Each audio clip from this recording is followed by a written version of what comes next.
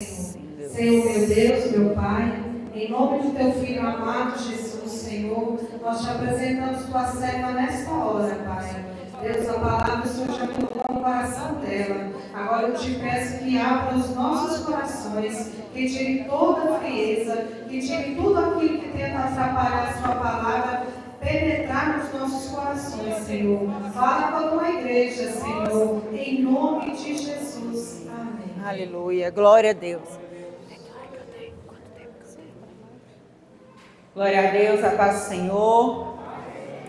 Gostaria de agradecer o convite, a oportunidade e principalmente a confiança. Eu falo que chamar alguém para pregar é uma grande responsabilidade. Então, para mim é uma confiança muito grande. Eu fico muito honrada com a confiança da igreja. Eu quero trazer aqui um abraço da Igreja Cristã Verdade e Vida, do bairro Ipanema, que é onde eu e meu marido nós pastoreamos ali.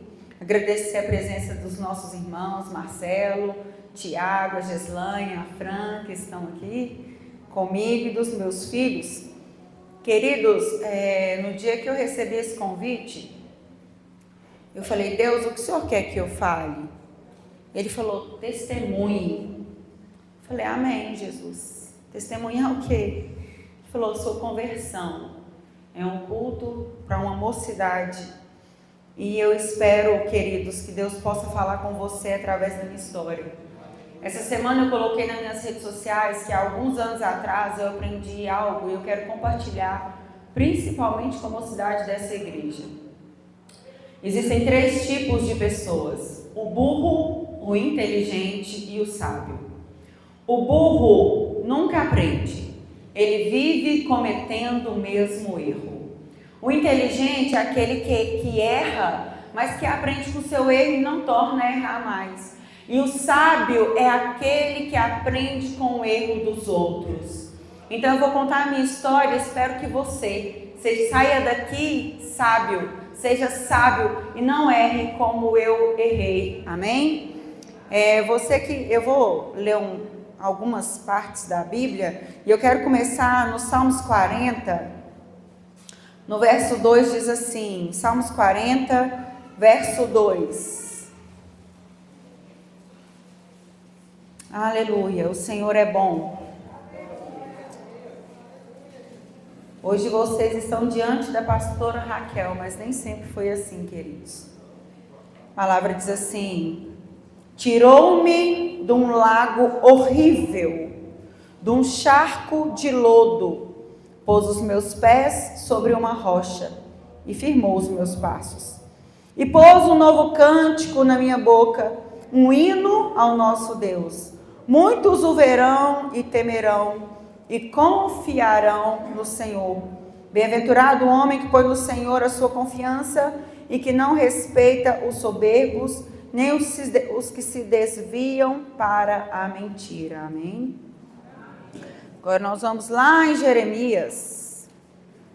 Jeremias 29 diz assim, Jeremias 29, 11. Jeremias 29, 11 diz assim, porque eu bem sei os pensamentos que tenho a vosso respeito, diz o Senhor, pensamentos de paz e não de mal, para vos dar o fim que esperais. Então me invocareis, ireis, orareis a mim e eu vos ouvirei. Buscar-me-eis e me achareis quando me buscardes de todo o vosso coração. Pai, eu clamo ao Senhor, que o Senhor possa servir de mim nessa noite. Deus, assim como eu li, só o Senhor sabe de onde o Senhor me tirou. Por isso, Deus, nessa noite eu estou neste lugar. Porque nessa noite eu sou chamada de filha, de serva. Senhor, eu quero te agradecer, ó Pai, porque a tua palavra diz que muitos são os chamados, mas poucos os escolhidos. E eu te agradeço, Senhor, por essa rica oportunidade, porque hoje eu sei que o meu Redentor vive. Porque hoje eu sei que o meu Jesus vive. Porque hoje eu sei que há um lugar para mim à mesa, junto com o Senhor na glória.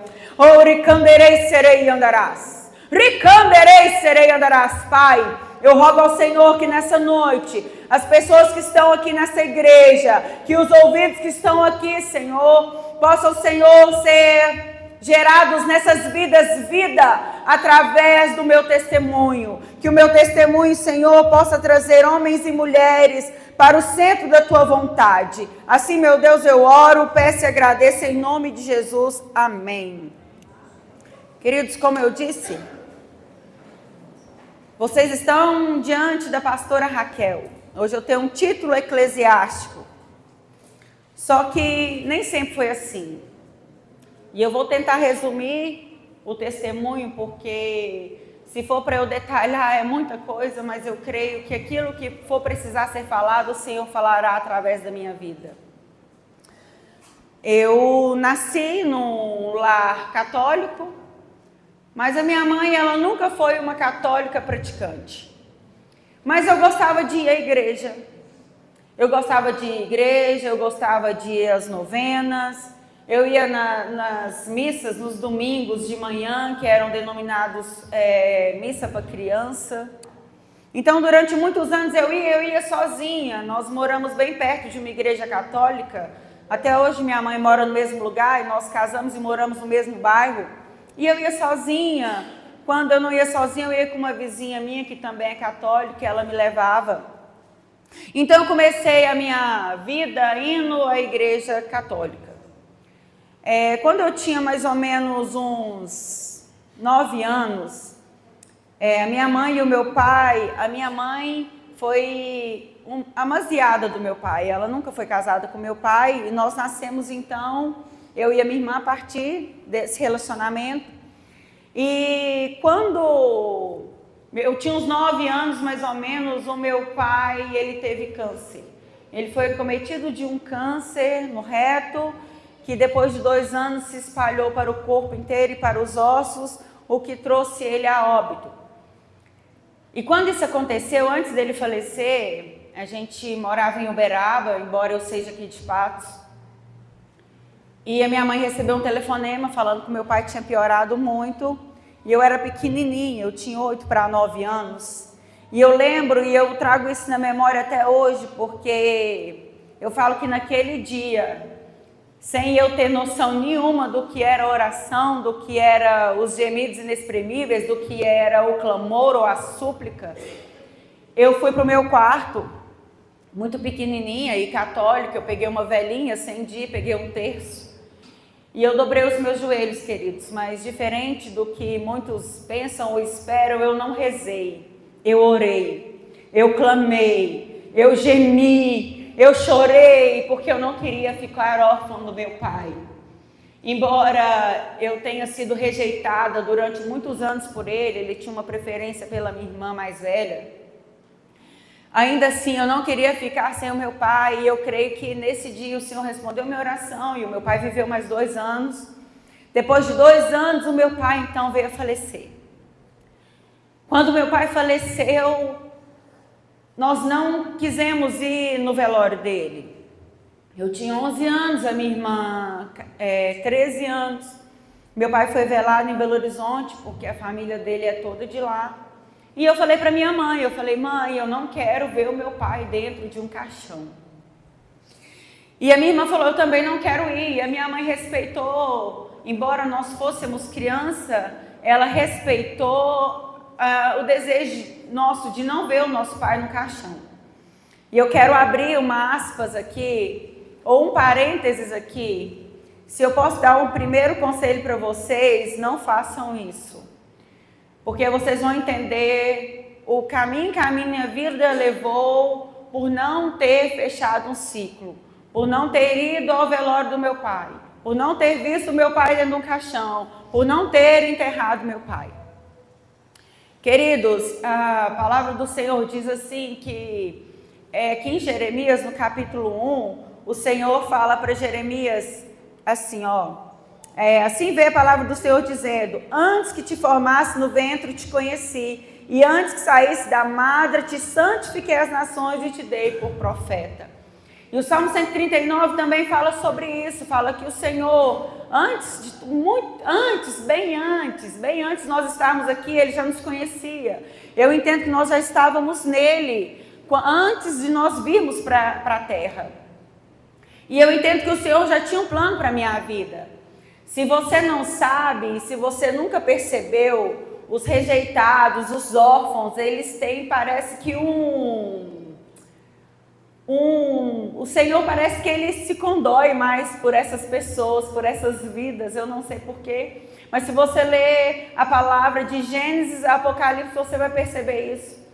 Nós podemos dar exemplos aqui como Davi, né, um rejeitado pelos pais, e tantos outros homens e mulheres, o próprio Jesus mesmo foi um rejeitado. Então, queridos, por causa disso, eu comecei a ter alguns sonhos. E é engraçado que hoje eu entendo e eu discerno sonhos, Deus me deu o dom de discernimento. Só que naquela época eu não entendi, não sabia o que era isso, eu era muito menina.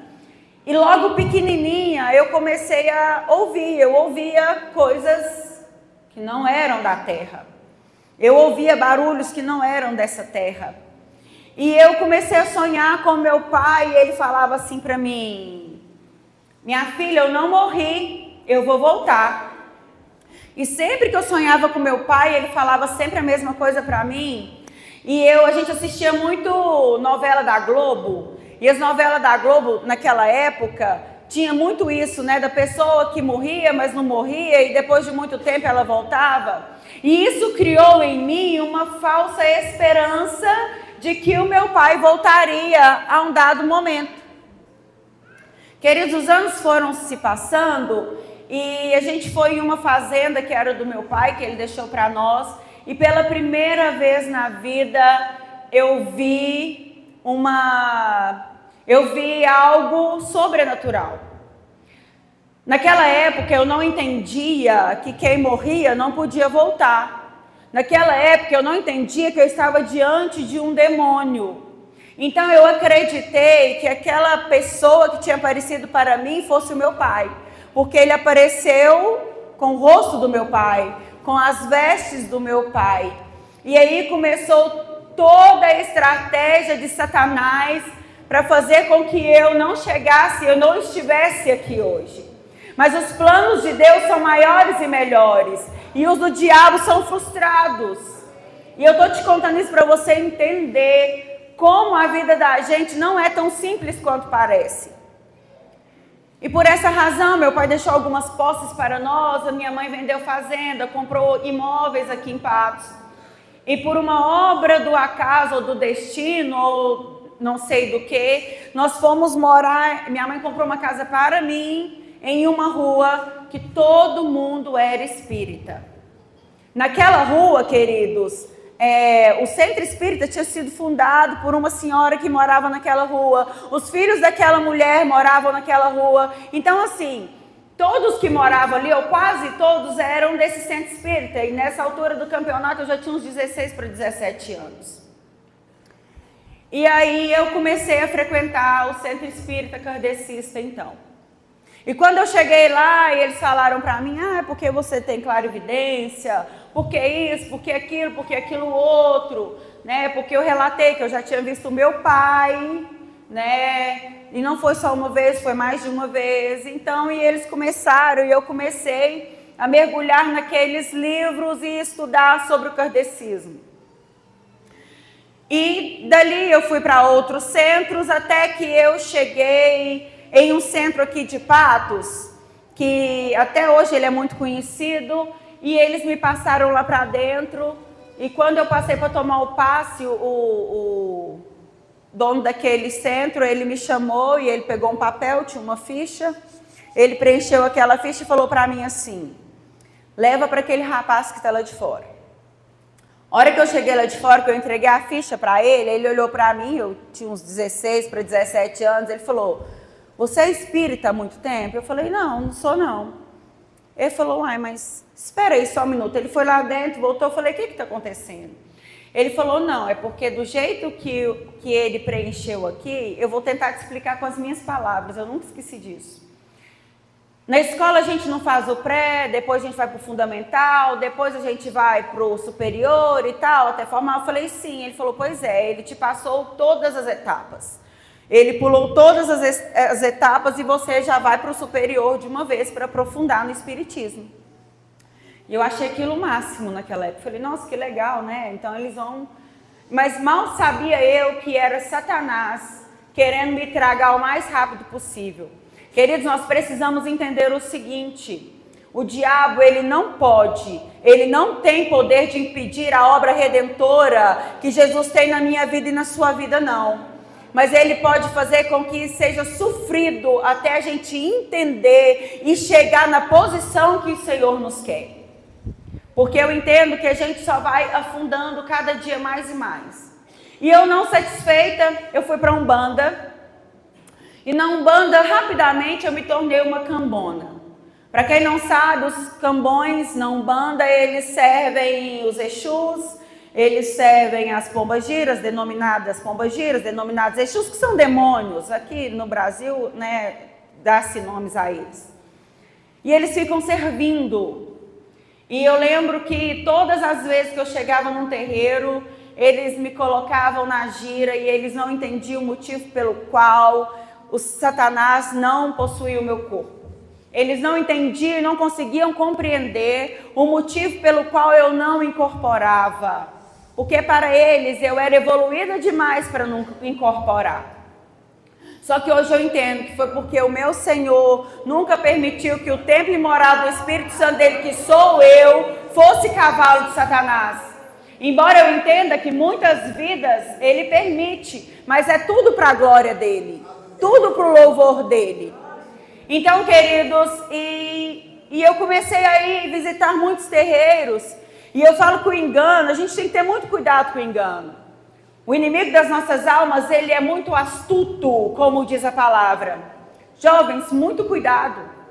Eu comecei em terreiros que tinha 200 pessoas na minha frente e eles me passavam na frente de todo mundo. Antes de começar o trabalho, o pai de santo, o dono do terreiro, mandava me chamar. Falava que fulano queria falar comigo, ciclano queria falar comigo. Mas hoje eu entendo que era só uma estratégia do diabo para fazer com que o laço ficasse mais apertado e mais difícil de eu sair dele. Até que um dia, em um desses terreiros, e eu comecei a ficar cismada. Eu falo que eu não sabia, não entendia, mas hoje eu tenho o entendimento de que era o próprio Espírito Santo de Deus já falando comigo, me alertando. Eu cheguei em um terreiro e aí o pai de santo daquele terreiro mandou me chamar. E a hora que ele estava na minha frente, ele falava em língua estranha. Se vocês não sabem, Satanás também fala em língua estranha. Por isso nós precisamos pedir a Deus discernimento. Queridos, discernimento de espírito. Nós precisamos pedir. Nem todo mundo que fala em línguas do céu não, queridos. Viu? Nem todos. E aquele homem falava numa língua estranha, a mulher dele traduzia aquela língua. E aí eu olhei para ele, eu lembro que eu olhei para aquele homem, ele na minha frente, e na minha mente eu comecei a falar: Pai nosso que estás no céu, santificado seja teu nome. Eu comecei a fazer essa oração. E eu falei assim: Senhor Jesus, na minha mente, se isso aqui não for do Senhor, me mostra qual é o teu caminho. Eu quero fazer a sua vontade. Queridos, eu nunca tinha pisado numa igreja evangélica na minha vida. Só que nos meus 14 para 15 anos, uma irmã, que hoje ela é irmã, naquela época eu não sabia, Deus usou ela para falar comigo. Ela falou para mim assim: ó, Deus manda te dizer que você vai curar muitas vidas ainda nessa terra. Eu escutei a profecia, só que Satanás também escutou. E aí, queridos, naquele dia, aquele homem, de repente, ele para de frente para mim, ele vira para mim e fala com essas palavras: para de me benzer. Para que você está me benzendo? Queridos, Satanás, ele não tem poder de ler a nossa mente. O único que sonda, conhece e esquadrinha o nosso coração é Jesus. Mas eu creio que pela misericórdia divina, o Senhor permitiu que aquele homem soubesse o que eu estava pensando, para que a resposta me fosse dada, para que eu entendesse que aquele lugar não era para mim, que não era ali que Jesus me queria. Naquela hora eu entendi como uma resposta. Falei: então, se não é aqui, Senhor, onde que é o meu lugar? E eu recebi um convite, eu vinha recebendo um convite de uma grande amiga e irmã em Cristo, a Aline é minha amiga, a gente é amiga desde a época do mundo. E a Aline estava indo numa igreja evangélica e ela vinha me chamando. Nessa época ela já era líder de mulheres lá. E uma bela segunda-feira, eu vou resumir porque o tempo não para, eu fui. E eu cheguei lá nessa igreja e eu me derramei diante do Senhor.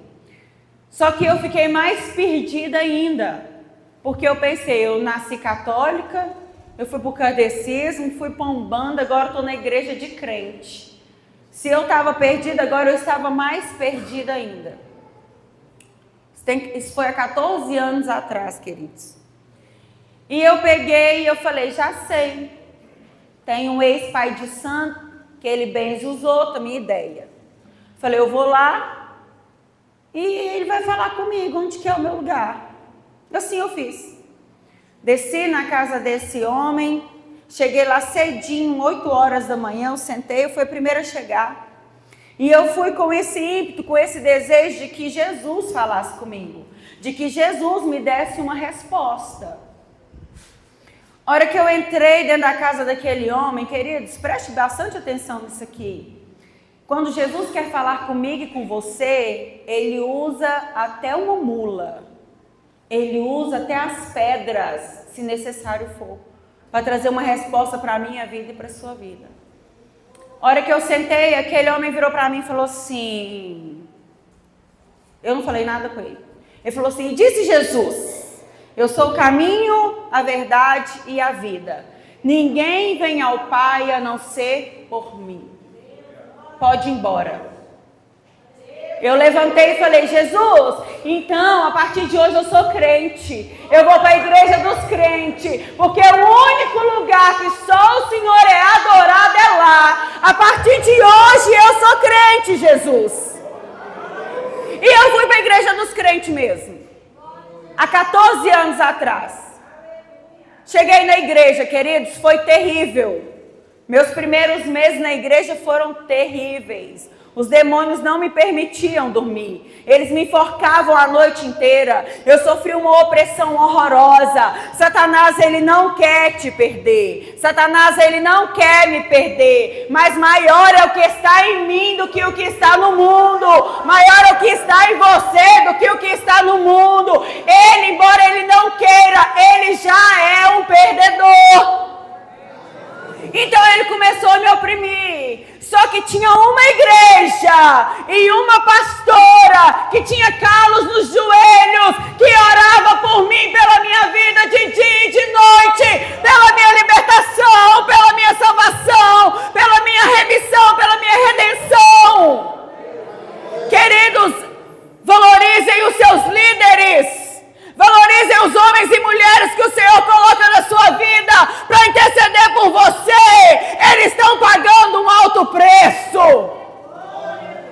E graças à oração da igreja, a opressão acabou.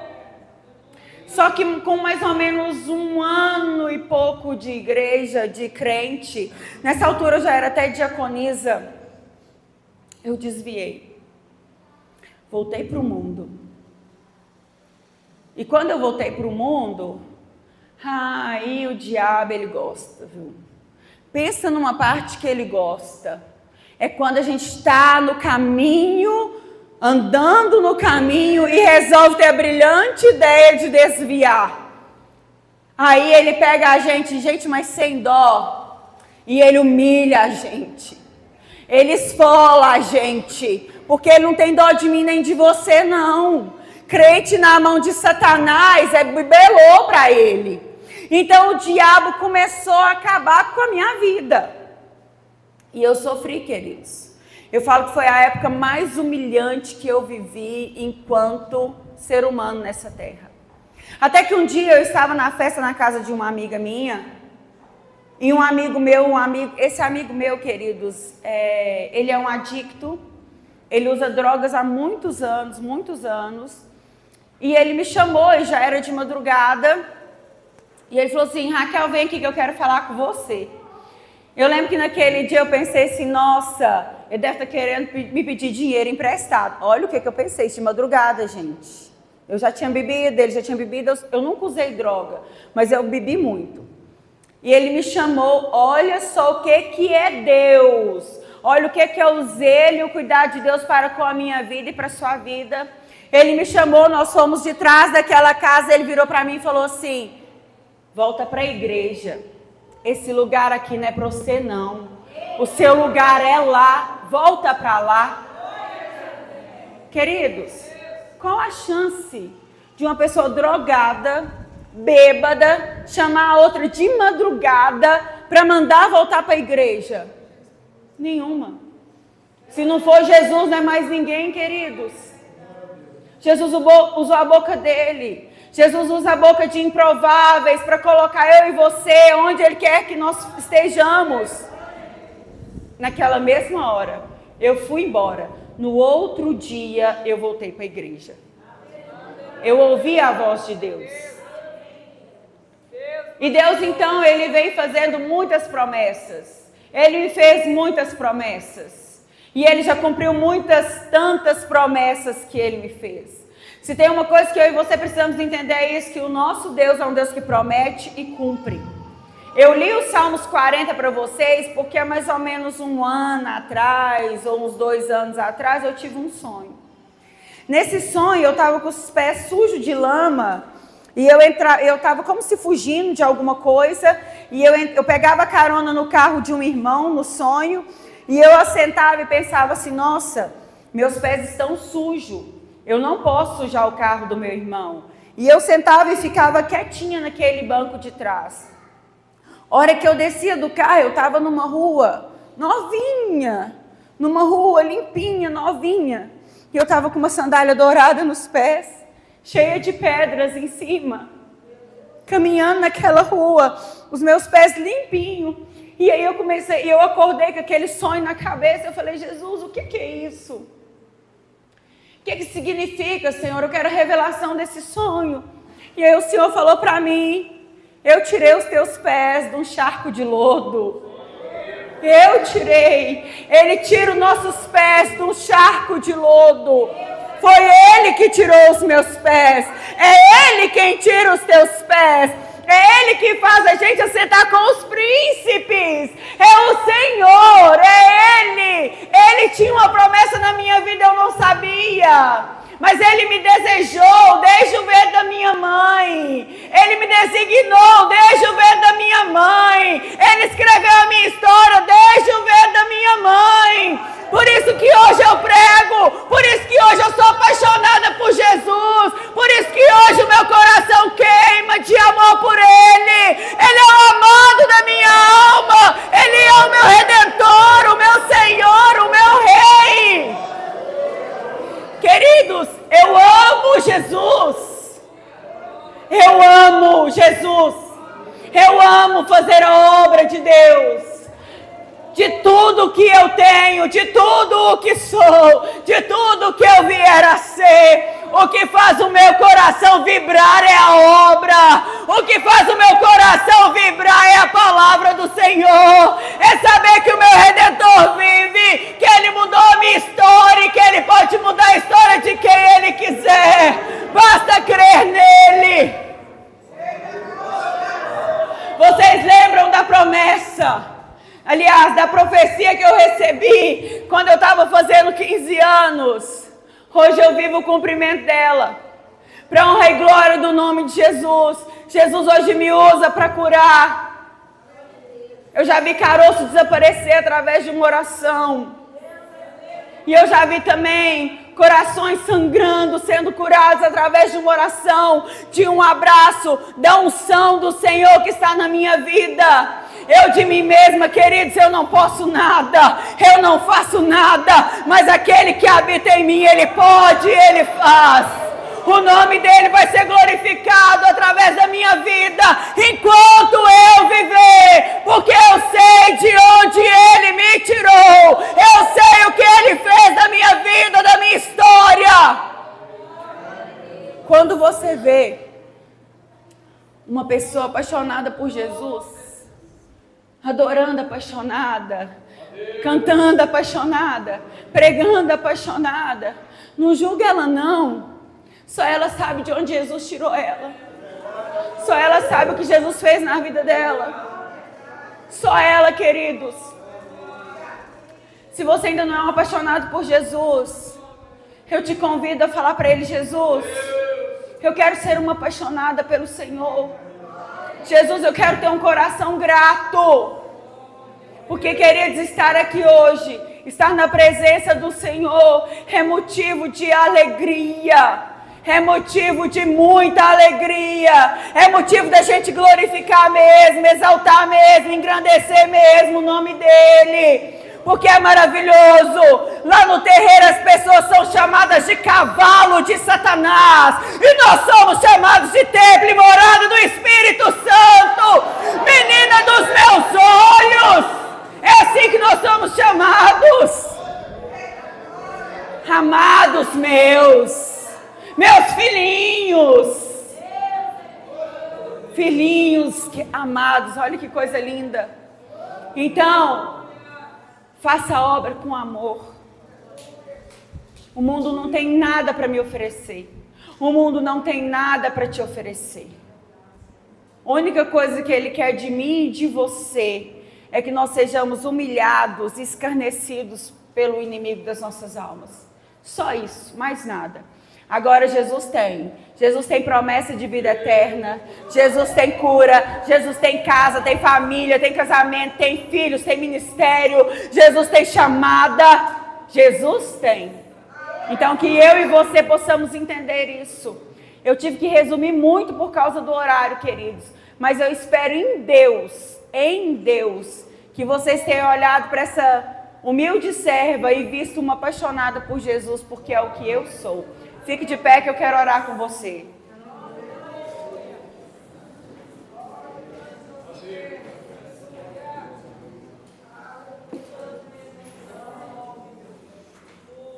Pai, assim como a Tua palavra diz, é o Senhor que sabe os pensamentos que tem ao nosso respeito.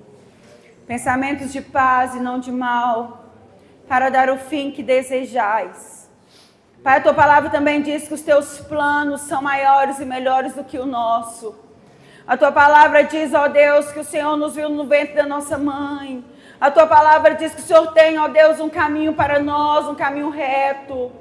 A Tua palavra diz, ó Deus, que o Senhor nos elegeu no Senhor, ó Pai, para darmos frutos nessa terra, frutos que permaneçam, Jesus.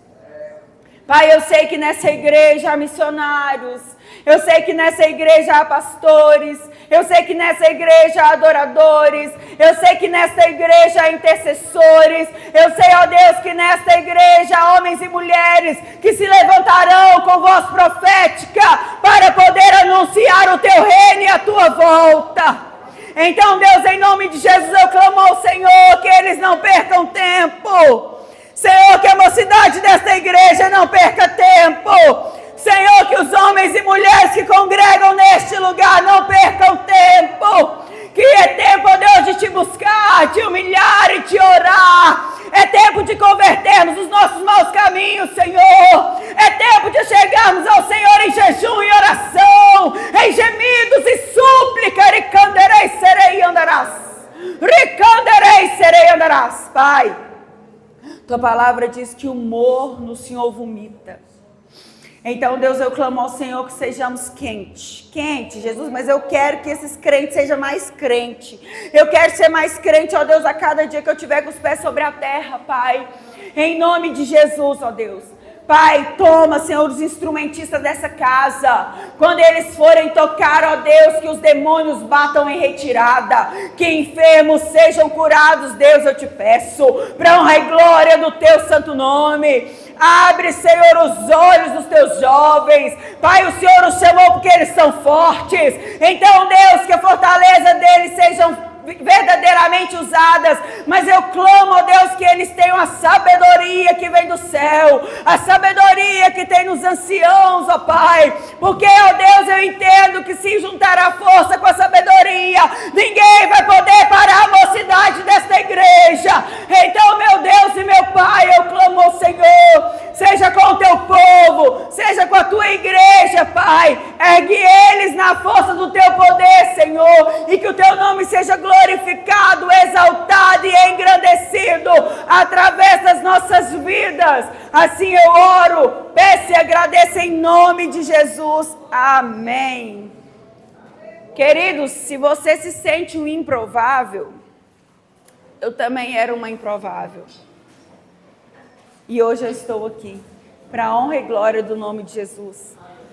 E eu quero agradecer minha oportunidade em nome de Jesus. Amém? Obrigada, igreja.